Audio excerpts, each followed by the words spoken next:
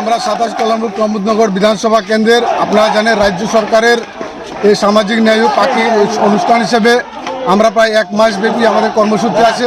সেই কর্মসূচি সামনে রেখে আমাদের আজকে মরচরা প্রাঙ্গণ থেকে শুরু করে বাজার অবধি আমরা সাফাই অভিযান কর্মসূচি নিয়েছি। প্রতিটা বাড়িতে বাড়িতে আমরা জনসম্পর্কের অভিযান নিয়েছি। হঠাৎ করে মার্কসিস্ট কমিউনিস্ট পার্টি সেই মার্কসিস্ট কমিউনিস্ট পার্টি হারমাদ্রা এখানে এসে জোর হতে থাকে।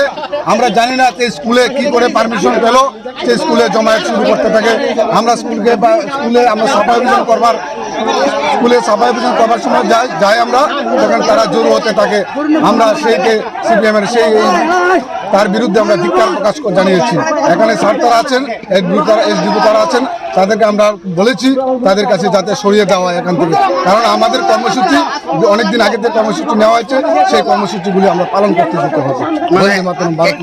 এখানে কি আপনারা কি স্বচ্ছ ভারত অভিযান করতেছেন? স্বচ্ছ ভারত চলছে, মানুষের জনসম্পর্ক চলছে। ওটা আমাদের 1 মাস ব্যাপী আমাদের স্থগিত নয়, সারা ত্রিপুরা রাজ্যে ভারতীয় জনতা পার্টি কর্মসূচি চলছে। এটা কোন বিধানসভা?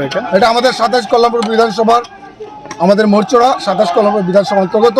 এখানে যারা মার্কসিস্ট কমিউনিস্ট পার্টি আসছেন তারা প্রত্যেকে এই বিধানসভার একমাত্র মনীন্দ্রবাবু ছাড়া এই বিধানসভার একটা ছেলে নেই। এই বিধানসভার প্রত্যেকটা অন্য জায়গা থেকে নিয়ে আসছে। তারা সন্ত্রাস করার জন্য এই এলাকায়, তারা সন্ত্রাসী আগেও একবার সেই সন্ত্রাস করার জন্য এই এলাকায় জড়ো হয়েছিল তারা সন্ত্রাসীরা।